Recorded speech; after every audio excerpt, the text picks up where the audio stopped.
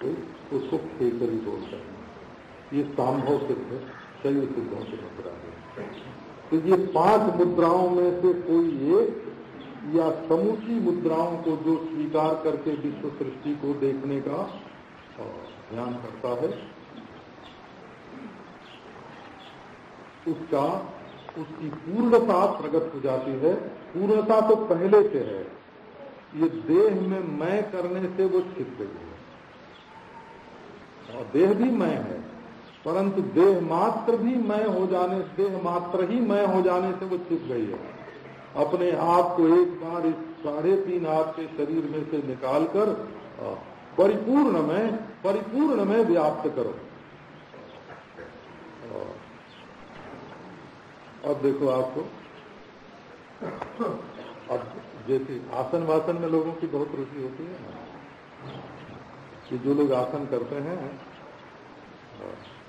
वो आके बड़े बूढ़ों को भी बताते हैं कि आप ही आसन कीजिए तो आपका ये रोग दूर हो जाएगा।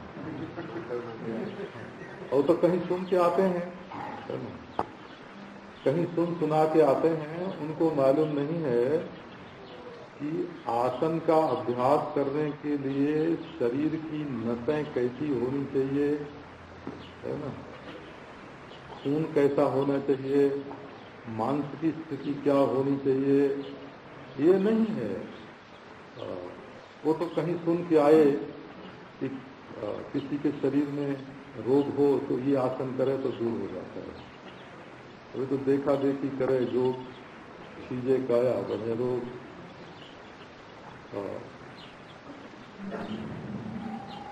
तो मंच पर बैठ करके यदि हम आंख बंद करके ऐसे बैठे ना, तो उसका नाम ध्यान नहीं होगा, बोला, उसका नाम ध्यान का नाटक होगा।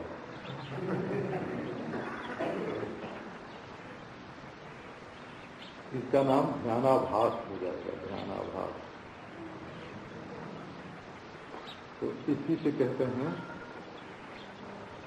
कि ये नुमाइश की चीज नहीं है, बोला। दूसरे को दिखाने की वासना आते ही दिखाने वाला स्वयं ध्यान से वंचित हो जाता है। दिखाने के लिए उनकी बात सुन के आए, वहां सुना दिया, उनकी बात सुन के आए, वहां सुना दिया। और जो लोग केवल महात्म्य ज्ञान के आधार पर अपना जीवन चलाते हैं, तो महात्म्य तो विधि का पोषक अंग है, वो विधि नहीं है, वो यथार्थ भी नहीं है। वो तो केवल प्रेरणा देने के लिए होता है।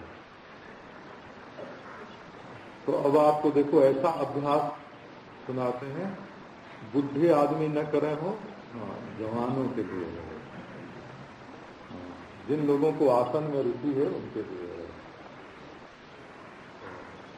हम एक तो अपने मित्र का देख चुके हैं,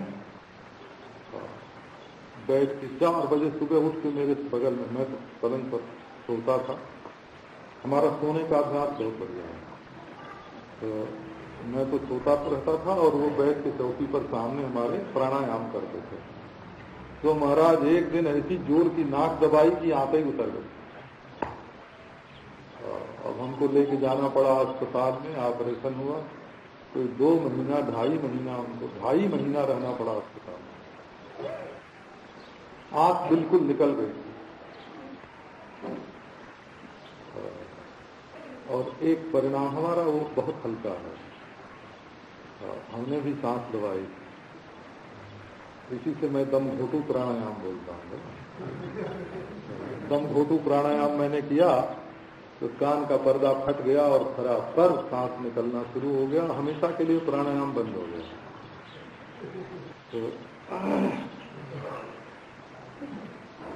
तो जरा अपने आप को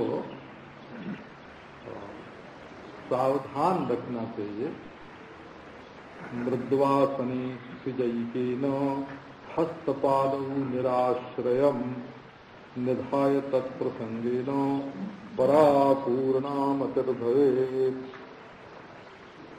आप एक कोमल आसन पर लेट जाइए। और कमर तो आसन से लगी रहे और दोनों पांव ऊपर उठ जाएं और दोनों हाथ भी ऊपर उठ जाएं और पीठ और क्या नाम है सिर भी ऊपर उठ जाए। केवल कमर के आधार पर आप धरती पर टिके रहें। ये बूढ़ों के लिए बिल्कुल नहीं है बोला, उसमें सांस रोकना ही पड़ेगा। बिना सांस रोके पांव उठा के, हाथ उठा के, सिर पीठ उठा के केवल कमर के बल पर नहीं रह सकते। रुक जाएगी सांस अपने आप, बिना किए प्राणायाम हो जाएगा।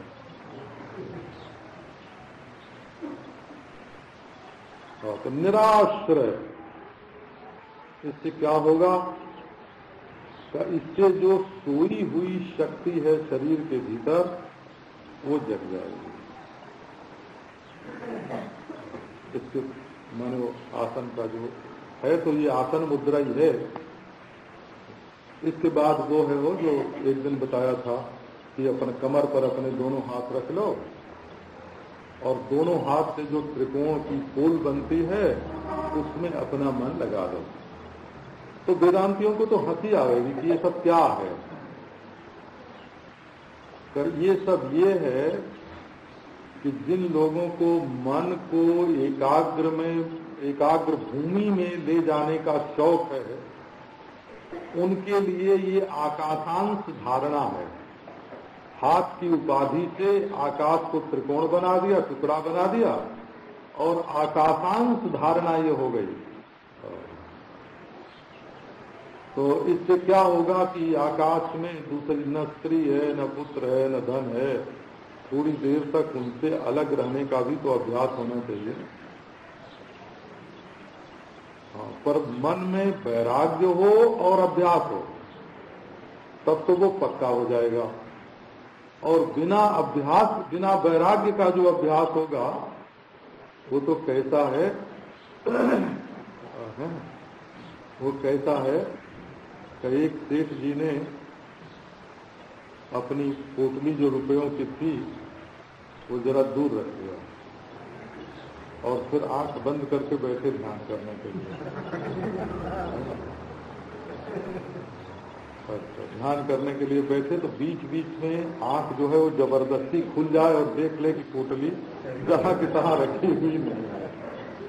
तो वो अभ्यास तो करते थे ध्यान का, लेकिन वो पोटली के साथ जो मन बंधा हुआ था ना वो खींच लेता था अपनी ओर, फिर वहां से मन को खींच के ये अपने दिल में रखते थे तो पोटली खींच लेती थी अपनी ओर। इसी तरह रस्साकसी में उनका ध्यान हो रहा था।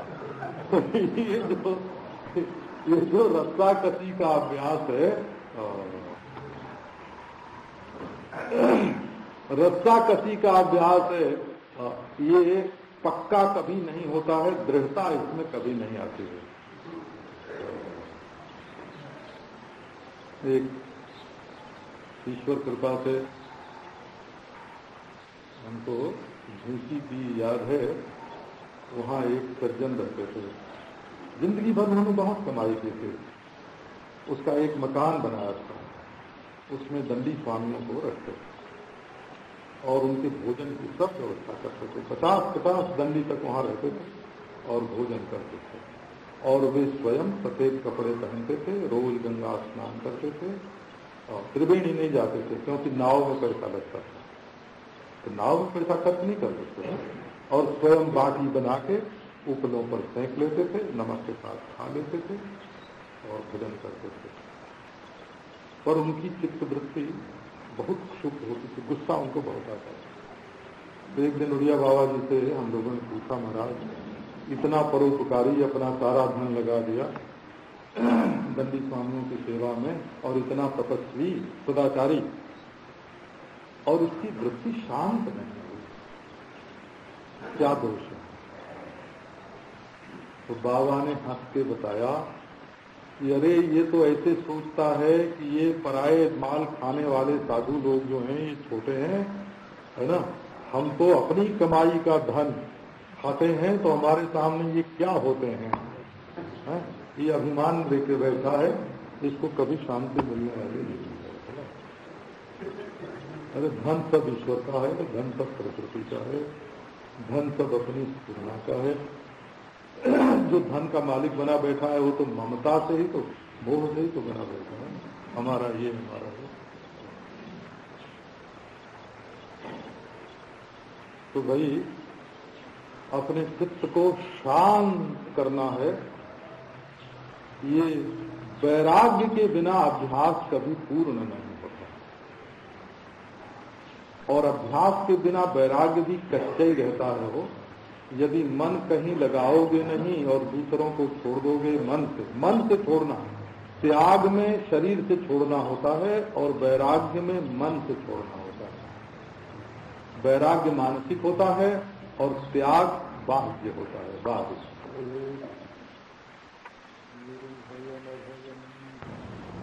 जो अक्षर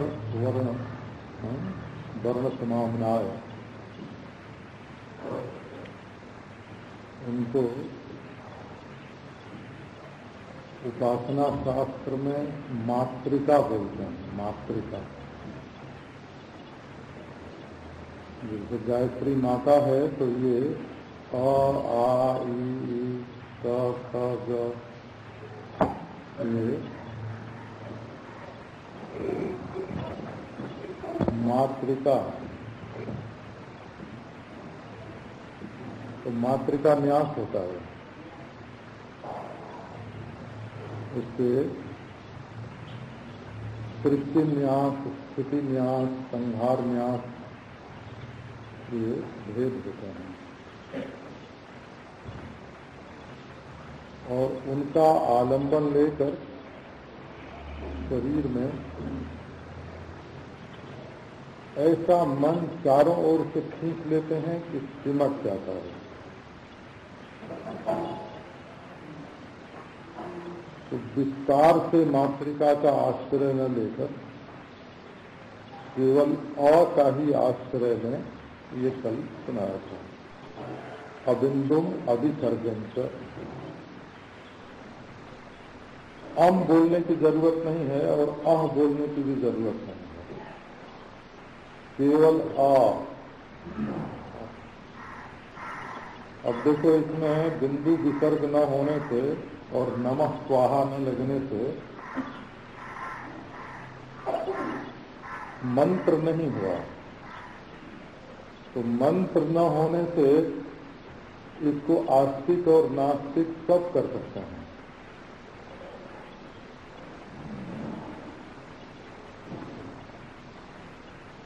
केवल आ,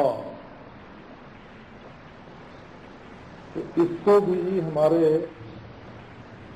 महात्माओं ने बहुत बढ़िया मीठा मीठा मधुर बना दिया है। तो केवल आ, लेकिन इसको अमृत बना दिया। तो इसका कैसे ध्यान करना चाहिए? बोले पश्यंत्या निर्विभागया, वैखरी वाणी से और मध्यमा से आ का उच्चारण न करो। तो तब कैसे करें? नाभे ऊर्ध्वम वितस्तिष्ठु कंठादस्तात् षडंगुलम, नाभि से एक दिक्ता ऊपर और कंठ से 6 अंगुल नीचे। हृदय मध्य देशे तो हृदय मध्य कबलम स्मृतम, कंठ से 6 अंगुल नीचे और नाभि से एक दिक्ता ऊपर एक हृदय का गोलक है, हृदय का स्थान है। उस हृदय में कमल है और कमल में सूक्ष्म कर्णिका है और उसमें स्वयं आत्मा ही आकार बन करके कमल की कर्णिका पर माने गद्दी पर अपना आत्मा आ बन करके बैठा हुआ है। पंचनद्य सरस्वती अपियंती शस्त्रोतः, 5 इंद्रियों के द्वारा जो कुछ मालूम पड़ता है उसका ज्ञान वहीं पहुंचता है। जैसे टेलीफोन से सब सूचना मिल रही हो, ऐसे इंद्रियां सब सूचना वहीं पहुंचाते हैं और वहीं से संदेश प्राप्त करके ये बाहर जाते हैं। बोले भाई, और आत्मा का ध्यान कैसे करें? तो आत्मा का ध्यान अ के रूप में करें, अ के रूप। तो अ की कौन सी शकल?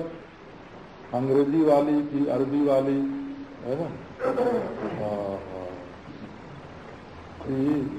अब अपने ही तमिल है, तेलुगु है, कर्नाटक है। अ की कौन सी शकल? उर्दू पहले पढ़ाते थे तो अलिफ बोलते थे, हो अलिफ। तो कौन सी शकल अ का ध्यान करें? तो बोले इसमें भी शास्त्रीय पद्धति से ध्यान करना चाहिए। तो वो पद्धति क्या है? तो पंचकोणात्मकम, पंचकोणात्मक आकार का ध्यान करना चाहिए। बाद में जो लकीर होती है सीधे ऊपर से नीचे जाती है तो 2 कोण बनाती है, और सामने वाली लकीरें 3 कोण बनाती हैं।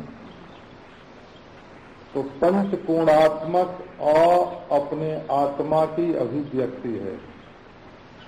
यही 5 इंद्रिय, 5 विषय, 5 वृत्ति, 5 अंतःकरण, पंचभूत, पंच तन्मात्रा और पंच तन्मात्रा, इन सबको सत्ता देने वाला यही पंचकोणात्मक आकार है और ये अपना स्वरूप है। तो अच्छा, अ के भीतर क्या है? तो अ के भीतर भी है, वो तो अ का टोला है। अ जो है वो तो आत्मा का टोला है, आत्मा की मूर्ति है। अकारांत परम सूक्ष्मम चिन्मात्र स्पंद लक्षणम। उस अशकल के भीतर एक चिन्मात्र, एक अत्यंत सूक्ष्म कंपन से युक्त सगुण व्यापक पदार्थ है। उसको सर्वकर्ता, सर्वभोक्ता, सर्वज्ञ आत्मा बोलते हैं। और वेदांती जो हैं वो सर्वकर्ता, सर्वभोक्ता, सर्वज्ञता का भी बात करके केवल ज्ञप्ति मात्र, सत्ता मात्र आत्म स्वरूप से ही अनुभव करते हैं और वो अद्वितीय है। तो बोले आओ आकार को भी छुड़ा कर ध्यान कराते हैं। सविसर्गस्य भावस्य वर्णस्य सविसर्गस्य विसर्गान्तम चितिं कुरु निराधारेण चित्तेन स्पृशेत ब्रह्म सनातनम। आओ आपको ब्रह्म संस्पर्श का सुख देते हैं। असल में ब्रह्म संस्पर्श किसी दूसरे का स्पर्श नहीं है, आत्मा का ही स्पर्श है। इसी से इसको अस्पर्श भी बोलते हैं और ब्रह्म संस्पर्श भी बोलते हैं। भगवान श्री कृष्ण ने सोचा कि यदि स्पर्श कह देंगे तो ये आत्मा को भी शून्य समझने लगेंगे। इसलिए सुखेन ब्रह्म संस्पर्शम अत्यंतम सुखमश्नुते। संसार में सबसे बड़ा सुख क्या है, अविनाशी सुख क्या है, अत्यंत सुख क्या है?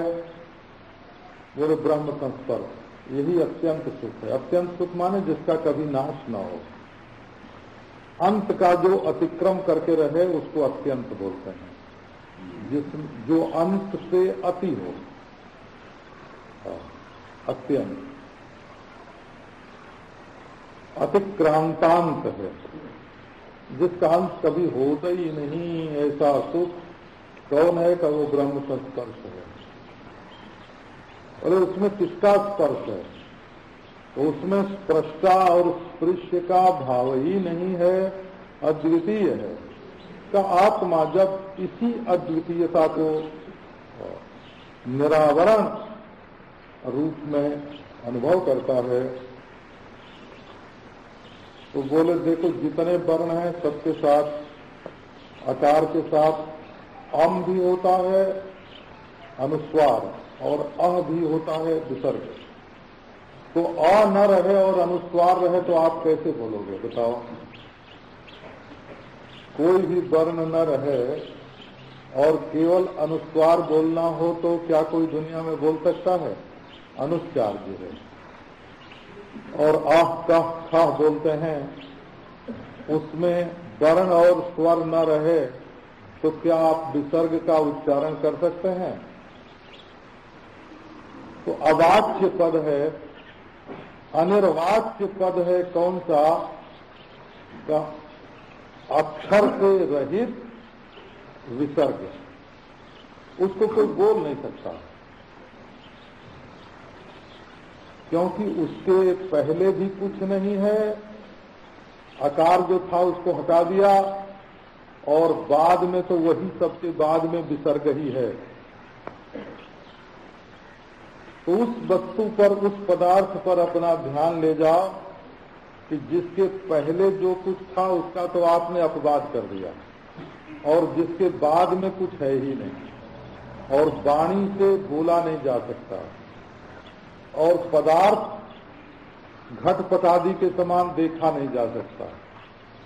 तो निराधारेण चित्तेन, अपने चित्त को वेद्य रहित करके, प्रक्षीण वेद्य न, कोई भी जानने की वस्तु चित्त में न रहे और अपने चित्त को उस विसर्ग के पास पहुंचा दो जिसके पहले कुछ नहीं और बाद में कुछ नहीं। तब क्या होगा? बोले आपका चित्त ब्रह्म संस्पर्श का अनुभव करेगा। जितनी परिच्छिन्नता है वो जब आप देह को मैं मानकर परिच्छिन्न में बैठते हैं, वो देह वैज्ञानिकों का तो यही है शरीर,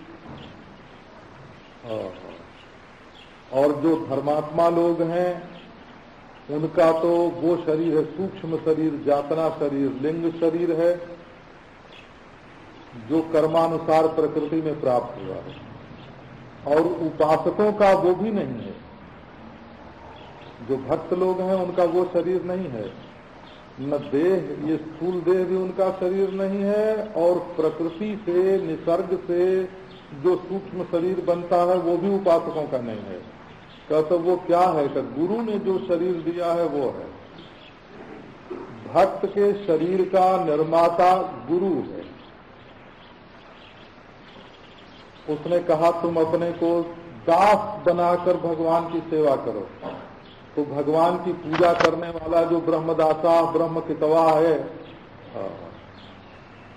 का वो क्या प्रकृति का नैसर्गिक शरीर है? का नहीं, गुरु ने भाव शरीर का दान किया है। उसका शरीर जातना शरीर नहीं है, स्वर्ग नरक में जाने वाला जैसे धार्मिकों का शरीर होता है वैसा नहीं है।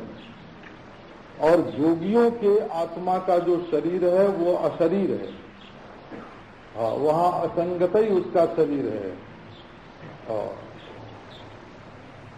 और वेदांतियों का जो शरीर है वो तो अद्वितीय ब्रह्म से बिल्कुल भिन्न ही नहीं है, अद्वितीय ब्रह्म ही है, वही शरीर है, वही शरीर ही है, सब कुछ वही है। तो सनातन ब्रह्म का स्पर्श करने का उपाय ये है कि चित्त में कोई ज्ञेय विषय न रहे और विसर्ग का आलम्बन लेकर के चित्त अपने आश्रय से भिन्न न प्रतीत हो गए। ये अनुत्तर स्वभाव बोलते हैं। विसर्ग का स्वभाव क्या है? कि अनुत्तर। अनुत्तर माने इसके बाद कुछ नहीं, जिसके बाद, जिससे ऊंचा कुछ नहीं, उसका नाम विसर्ग।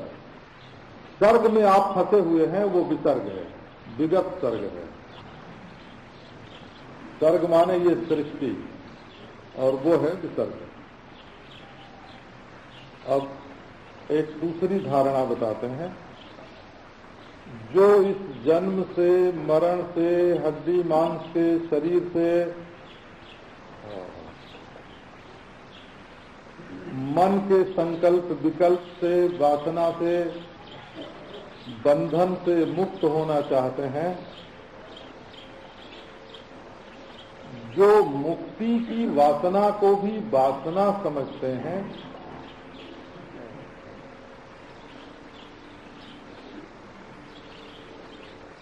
बुभुक्षुर दृश्यते लोके मुमुक्षुरपि दृश्यते।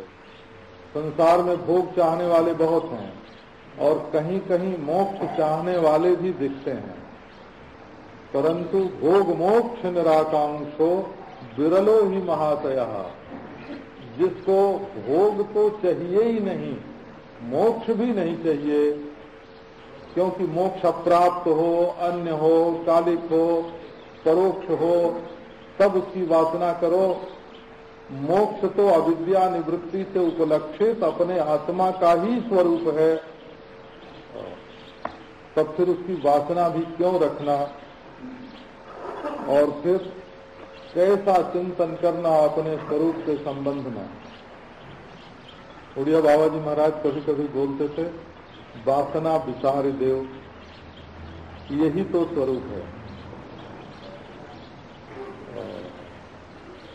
कोई वासना हृदय में नहीं रहे कि हमको एक कदम आगे ये पाना है या एक मिनट बाद में कोई चीज पानी है। एक कदम आगे और एक मिनट बाद में, एक सेकेंड बाद में और एक इंच हमसे दूर, और हमारे सिवाय कोई दूसरी वस्तु हमको पानी है, ये वासना छोड़ दो। बोले हमको पाना है तो हम कहीं भाग थोड़े ले आए हैं, अपने आप को क्या पाना है।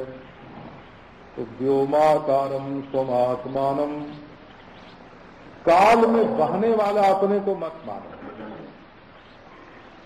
और देश में चलने वाला अपने को मत मानो, और कोई कतरे के रूप में अपने को मत मानो। और ये जो दृष्टा है, साक्षी है,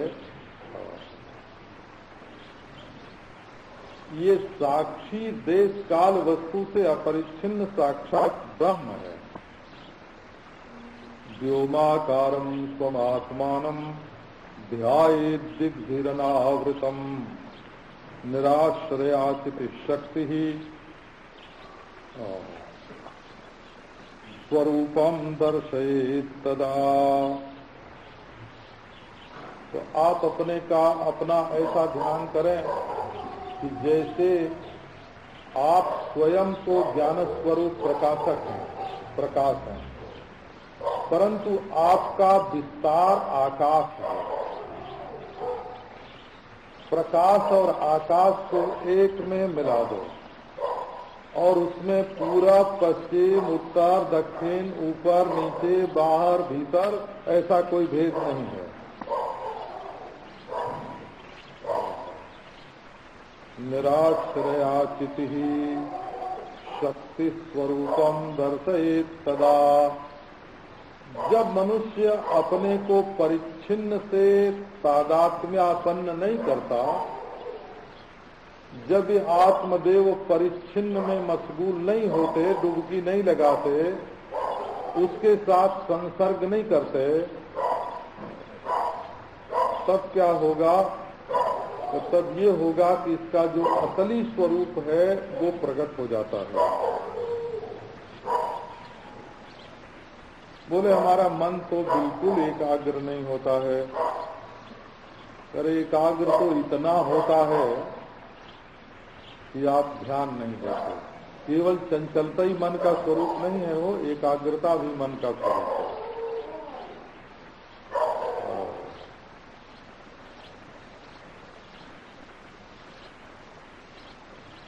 कहते हैं कि एक सेठ जी अपने व्यापार का काम करते थे, तो भोजन के समय पर रोज नौकर उनकी थाली लेके आता, रख देता, मेज पर खाते। तो उनको कभी कभी भूल जाता कि आज खाया है कि नहीं खाया है, क्योंकि व्यापार में इतने संलग्न रहते कि हमने भोजन किया है कि नहीं ये भी स्मरण नहीं रहता। तो कभी कभी नौकर से दोबारा मांग ले, एक बार खाली चट कर गए, हाथ मुंह धो लिया, व्यापार में लग गए, फिर बोले कि अरे आज भोजन नहीं लाया।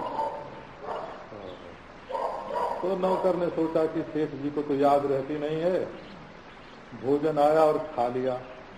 सेठ जी ने पूछा कि आज भोजन नहीं लाया, तो बोला कि सेठ जी आप तो खा चुके हैं, आप तो भोजन कर चुके हैं। बोले अच्छा भोजन कर चुके हैं, फिर अपने लिखा पढ़ी में हिसाब किताब में लग गया। तो भाई मन तो पैसे में एकाग्र हो जाता है, स्त्री में एकाग्र हो जाता है, रात दिन बिल्कुल नहीं सूझता है कि रात है कि दिन है। ताश खेलने वाले लोगों को समय का विस्मरण हो जाता है। तो एकाग्रता तो आपके मन में स्वाभाविक है और विक्षेप भी स्वाभाविक है, कभी विक्षेप कभी एकाग्रता। तो ये संसारी लोग एकाग्रता के दुश्मन होते हैं, वो इनके सामने घूमती रहती है और उसको देखते हैं। और ये जोगी लोग विक्षेप के दुश्मन होते हैं, उसको अपने सामने देखना नहीं चाहते। असल में परमार्थ स्थिति तब होगी जब एक ही नजर से एकाग्रता और विक्षेप दोनों देखा जाए। जैसी स्थिति वैसी गति, जैसा विक्षेप वैसी समाधि। क्योंकि आप विक्षेप के पक्ष में ज्यादा हो गए हैं, इसलिए शांति की जरूरत है। यदि आप विक्षेप के पक्षपाती न होते तो शांति की भी जरूरत नहीं होती।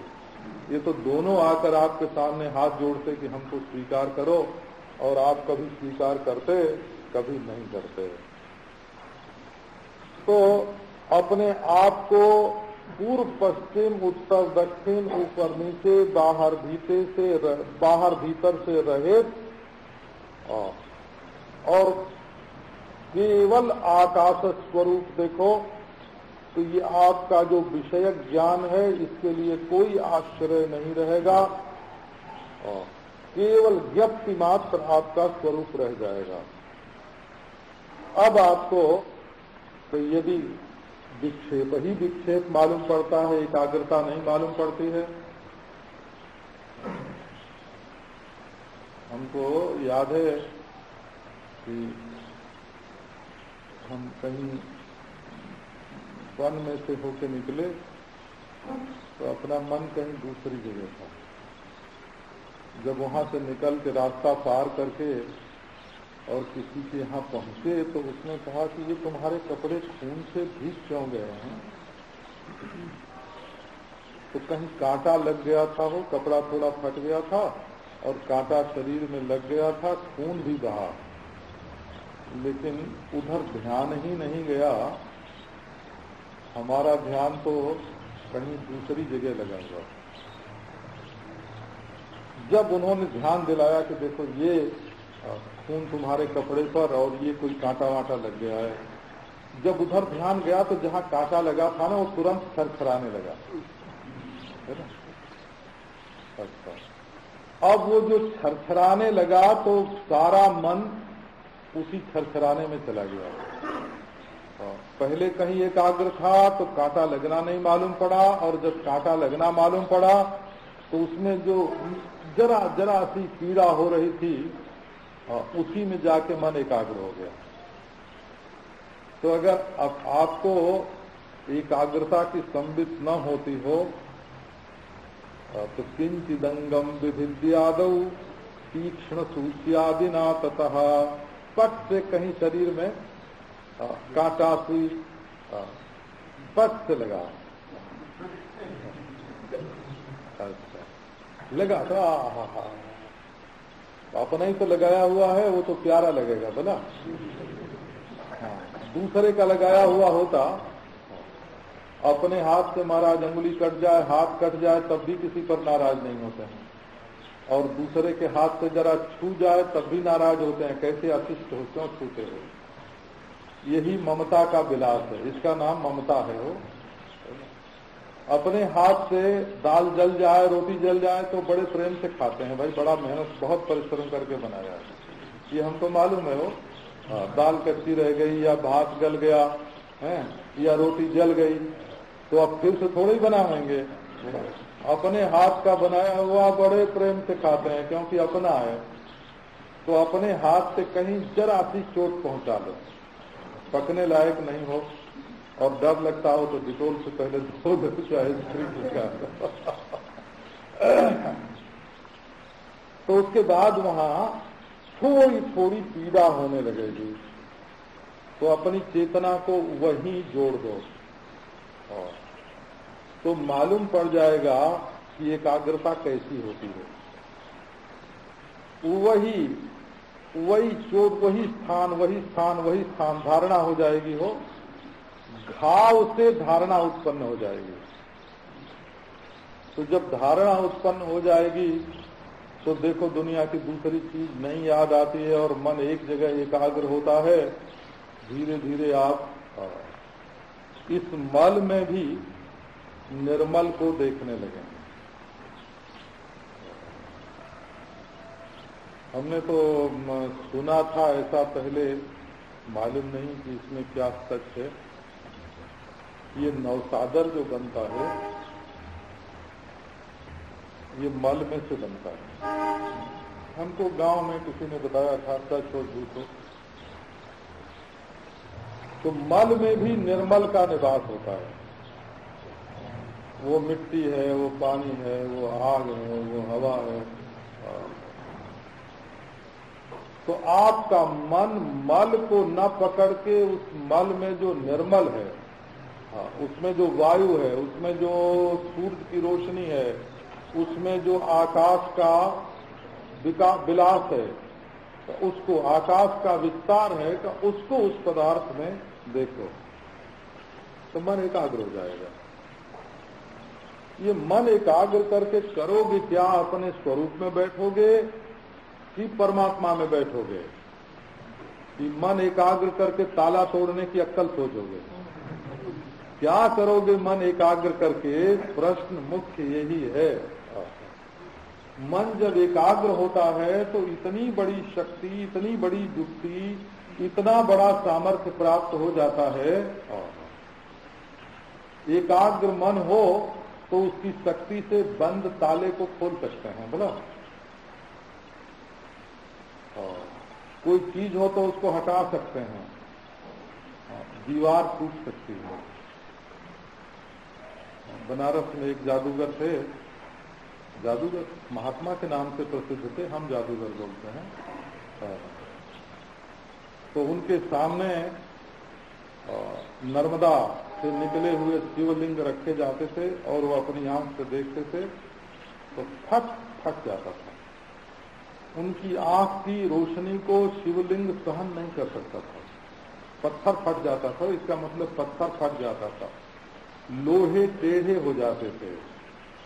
आप लोग छोटा मोटा मानसिक चमत्कार देख के उसको परमार्थ नहीं समझ बैठे।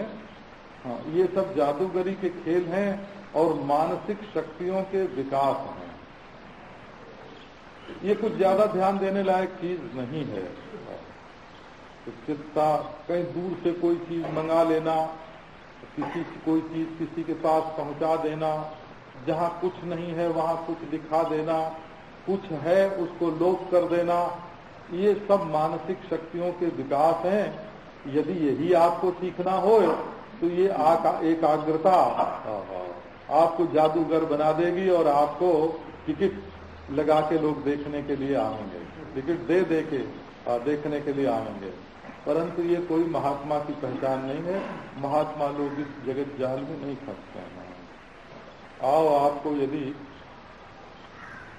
परमात्मा से एक होना है, मिलना है परमात्मा से, तो आप ऐसी स्थिति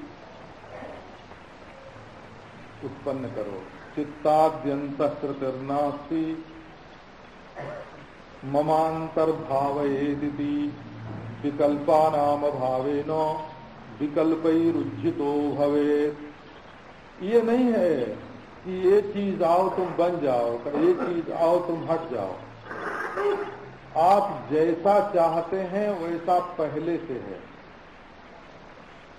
आपके शरीर के भीतर न चित्त है न अंतःकरण है, न उसमें कोई आकार है।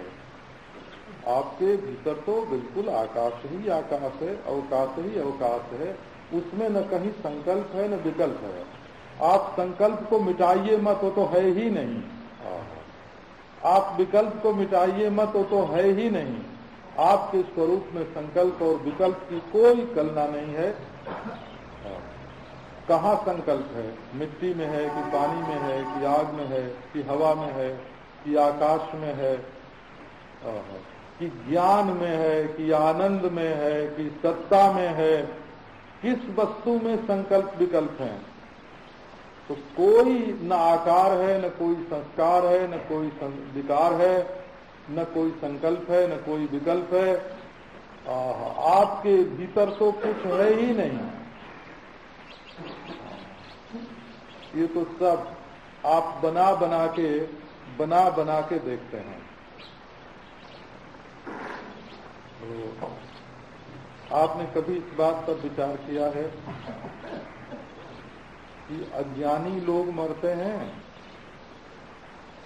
तो उनका अंतःकरण शरीर में से निकल के बाहर जाता है, नरक में, स्वर्ग में, पुनर्जन्म में।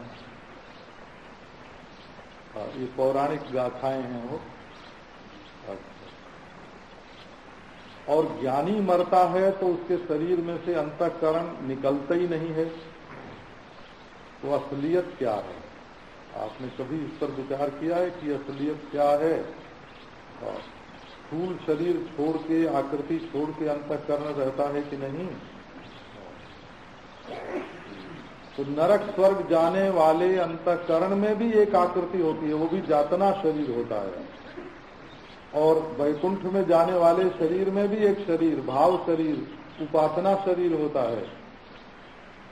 और जहां अपने स्वरूप में बैठे इस शरीर की कल्पना छूट जाती है। तो आप इस बात पर ध्यान दो कि स्थूल शरीर के ज्ञानी का अंतःकरण तो स्थूल शरीर के साथ नष्ट हो जाता है, और अज्ञानी का शरीर अपने भीतर आकृति बना के, तो ये दार्शनिक नहीं है, पौराणिक है असल में। दार्शनिक दृष्टिकोण से तो अवच्छेदवाद में और दृष्टि सृष्टिवाद में, दोनों में जहां अंतःकरण है वहीं वासना के अनुसार विषय, व्यक्ति, स्थान, काल की स्वप्नवत सृष्टि करके उसमें तन्मय हो जाता है और उसको सच्चा मान लेता है। अंतःकरण की बदलती हुई वृत्तियां स्वर्ग नरक जन्म बनती हैं, ऐसा अवच्छेदवाद और दृष्टि सृष्टिवाद दोनों में यही मान्य है। आभासवाद की प्रक्रिया थोड़ी सी जुदा है, वो पौराणिकों से मिलती जुलती है। तो इसलिए